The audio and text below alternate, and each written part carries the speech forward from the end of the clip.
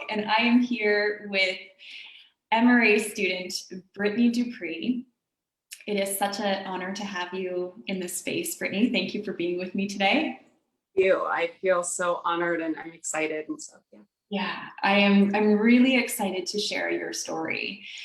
You are a not-for-profit leader. You are a top 40 under 40 in 2020 named. Look at the picture behind her head. That is her on the cover, top 40 under 40. You are a mover and a shaker, and you have enormous dreams and visions for what you are going to be doing with your coach training and your coach certification. And I just want to share. I just want people to know what you are up to. So, Brittany, let's just start. What, if I think back to your journey, you had this call and this feeling that you were meant to do something big. Mm-hmm. And your vision, when we first had that conversation about you joining the academy, your vision was quite clear.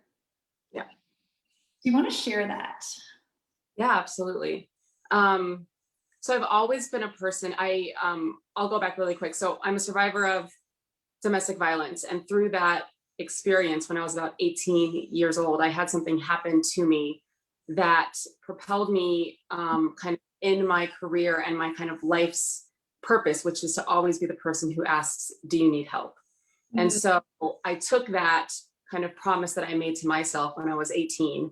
And I said, when I'm ready and when I'm able, I'm always going to be that person, which is kind of how I got into this nonprofit work, right? I all of a sudden was like, oh, I can like utilize my skills and actually do that and make money doing it. And it was like this, like, oh my gosh, dream, right? And so I've been in the nonprofit sector for 15 years. I've been worked for several different nonprofits, being that person who asks, do you need help? Raising money, setting up programs, managing volunteers, doing marketing, all kinds of stuff for nonprofits that serve people who are living in marginalized I can't even say it, communities. Yeah. But what happened was I went to go work at a school, and my experience at this school, it was in the historic West Side, which is a low-income area of Las Vegas. And right away, what I noticed was this trauma that existed within our kids who went to the school. So behaviors, as we all know, right, when we don't deal with our stuff, it comes out in very weird ways. It can come out physically, emotionally, with behaviors. And children, normally it comes out in acting out in class or not following rules, right, or talking back, right? When they're feeling something, that's how they express. And I was working with these kids, and it became very clear to me very quickly that they were going through like daily traumas because they were living in poverty. They were living in low-income communities, and we did not have the resources to address those traumas. We did not have the resources to address the basic needs that they need to feel safe. And so when I kind of took a step back, and I was like, we're going to bring yoga onto campus and do all this stuff. Like I had this big, big dream. But then I realized that really it's a generational trauma. Generational poverty and the byproduct of that is generational trauma. So you have generations of families who are going through trauma, trying to just like survive, and the inability to cope with those traumas are being passed down generation by generation. And so my vision is to bring health and wellness and self-care and practices that are rooted in healing to more specifically women who are living in marginalized communities. What I will share is that like within communities of color, especially marginalized ones, right? People who are living in poverty, this idea of self-care is like, it's like a joke. Like, what are you talking about? We're trying to keep our lights on. We're trying to feed our kids. We're trying to literally what Maslow's hierarchy of needs. The basic needs. Yes. Yeah. So need, right? So food, Yeah. clothing, shelter. If those things aren't met, we can't even get to anything else, right? So this idea of like yoga and Reiki and meditation and personal development, these are things that are very taboo, and within these communities are often perceived as being not for us or out of reach. And I call bullshit on that. Mm. I call bullshit on it because everybody needs it. And the reality is that the people who need it most are the people who are dealing with the most trauma. And they are the people who normally have the least access to it. And so my dream is to bring these things to the community at a no cost or low cost access point. It would essentially, like, the big dream is to have like a brick and mortar center where we offer drop-in yoga classes. We offer sliding scale fee, like personal development workshops, right? Where we offer essential oil classes, nutrition classes, like all of these things that normally people pay a lot of money for, and that we all think are like not for us because we can't afford it, or we don't have a car to actually get to it, right? Like, these are real challenges. I think people don't realize that poverty creates a real isolation, because you don't have the access to the resources that are needed. If you don't have a car, you can't get to wherever, right? If you don't have the money, you can't pay for the therapy. If you don't have the insurance, you can't get to the doctor. I mean, there's all of these things. And so my belief is that if we start to heal our mothers that are living in this like survival mode and just trying to take care of their babies and trying to do their very, very best, that if they have a sense of how they can heal and cope with their traumas, it will be passed down to their children. And I really, truly believe that if we do that, we will see better behavior in schools. We'll see higher scores on tests. We'll see less incarcerations, less drug addiction, but we have to get to the root of it. And so that was very long. I mean, every time I hear you talk about your mission, I get teary-eyed. I'm totally speechless and so blown away by your, like, this vision that you have and this call on your life and the impact that I know you are already making in so many lives, and that the impact that you are going to, like, this is just like magnifying that.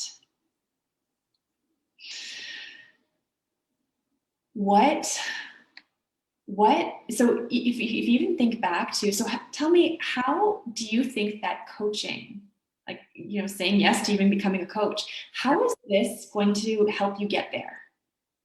So it's interesting.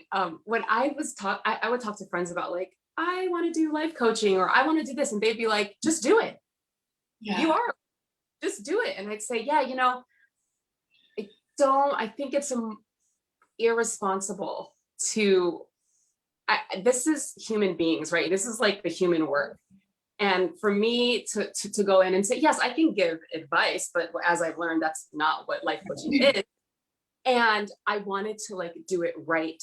And so one of the, and again, I had a lot of friends who were like, this, just do it, and I said, that's just not my style. I want to make sure that I'm doing it right, that I don't want to mess somebody up because I thought I knew what I was doing and I don't. So I think, becoming certified is so important, because not only does it give me credibility, but it roots me in the belief that, like, I am doing this correctly. Yeah. And that, right. And that whatever venture I am kind of going on, and whoever I bring into that fold, I am holding them whole. I am doing it the right way. I'm not going to mess them up. I'm not going to cause more damage. And so this, to me, was the next step that I needed to feel confident in, like, now I can call my friends who run nonprofits and say, hey, I'm a life coach. Can I offer a free workshop for your clients.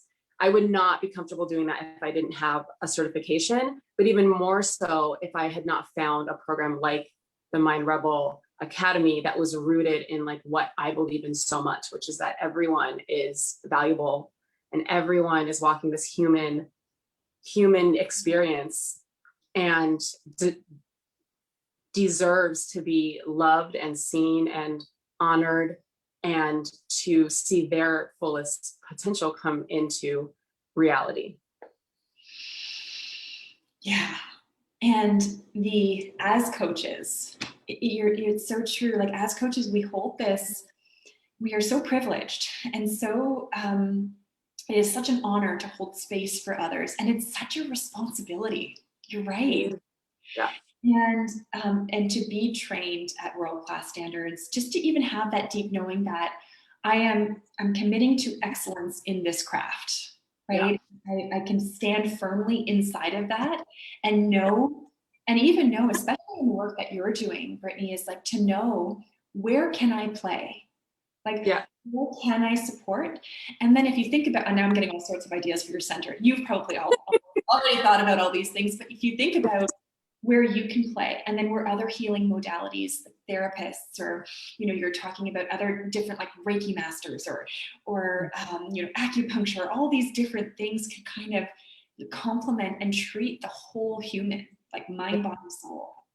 Absolutely. And I think also, Terrence, something that the Mind Rebel does so well and has helped me is I think there is this like false narrative that we tell ourselves that we are damaged people. We all are. We've all gone through our stuff, right? We all have triggers and all kinds of stuff. And I think we often are like, who am I to telling someone else how they should live their life, or giving someone an offering or recommendation when I have my own shit and my own stuff and all this stuff. And I used to really think that. I at one point labeled myself, when I was thinking about life coaching, I labeled myself the messy life coach. My husband was like, I really hate that name. And I was like, why? I was like, I'm messy. And he's like, but it doesn't honor you. He's like, because you're not. He's like, you're not. You in your mind think you are. And the Mind Rebel Academy, you have done such a brilliant job of like taking us through this path where we realize that we're not broken.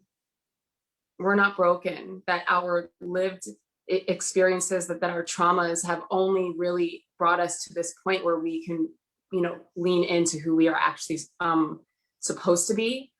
And it takes away all of that like shame. Like I've gone through this and all that shame, because it's all very common. We're all very normal. We're all like rooted in this common experience.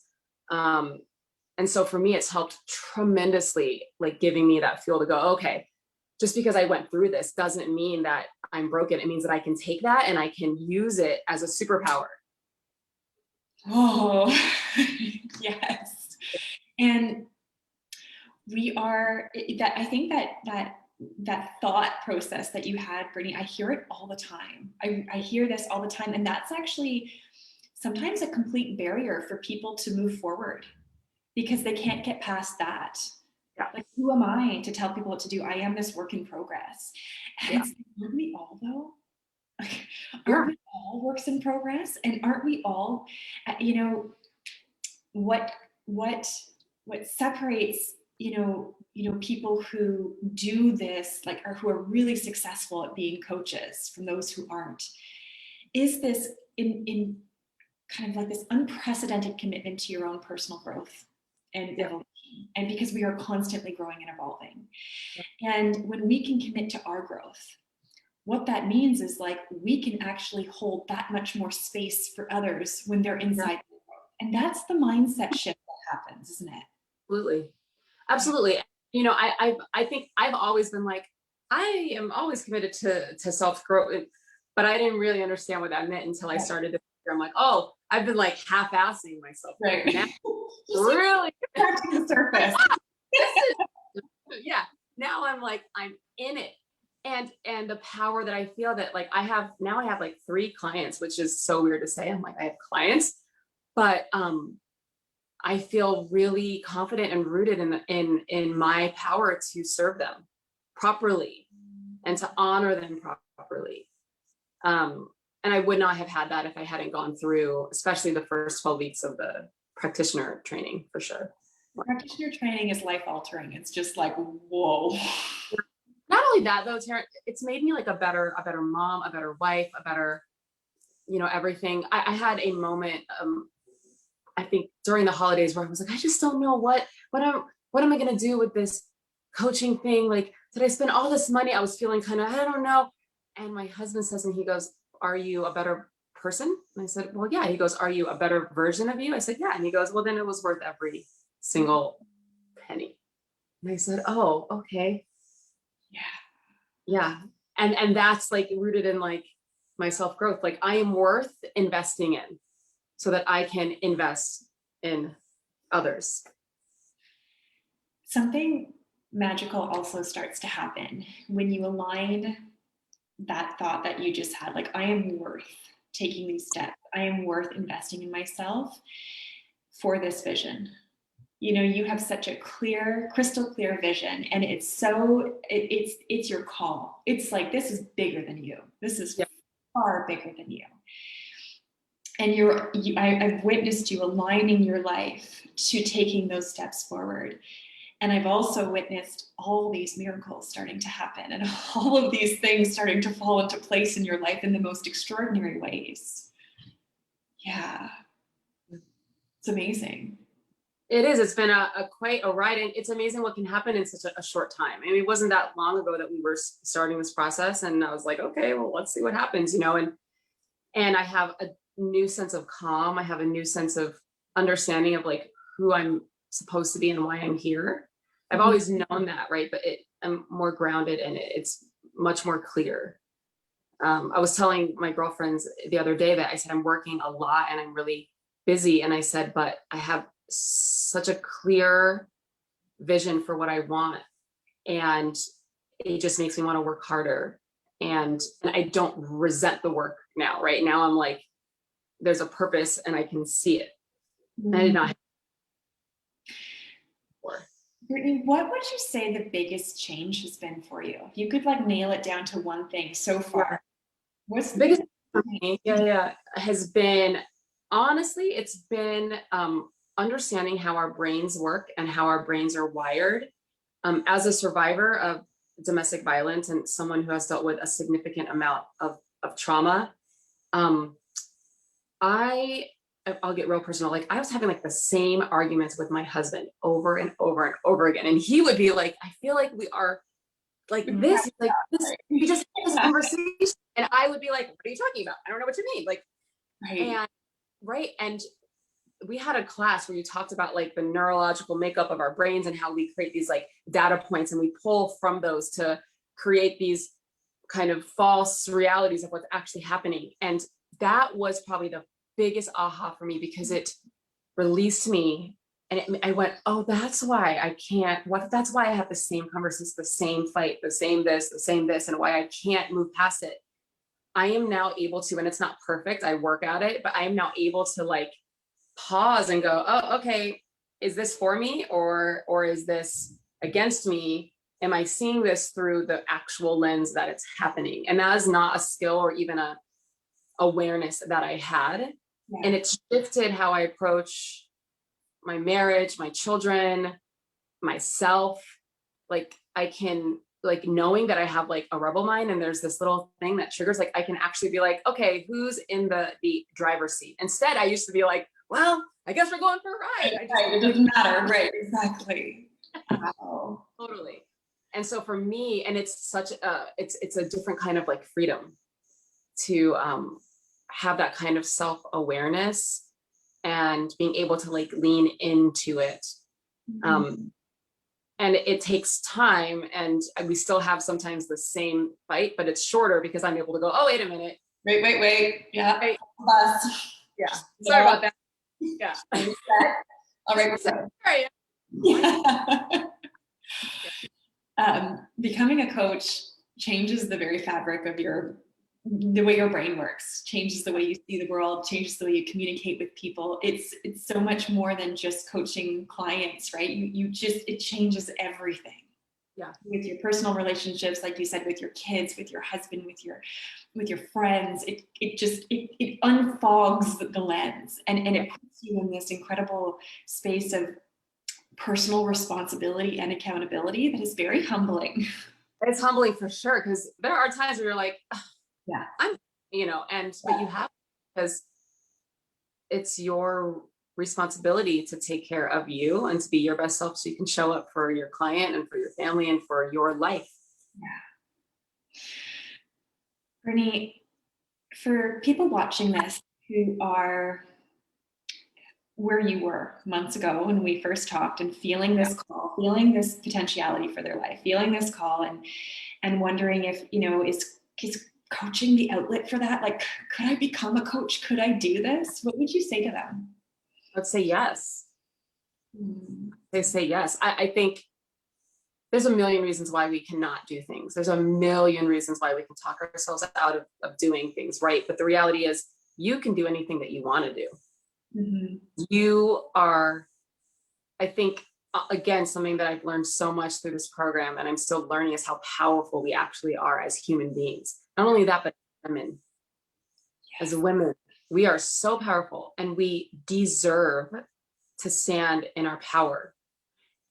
And society and the universe and the world oftentimes try to tell us all the reasons why we don't deserve that. And so what I would say is, like, push through the uncertainty, get to the other side of it. Because you're going to go into it still being uncertain. And then you're going to go through the whole process still being uncertain. Right.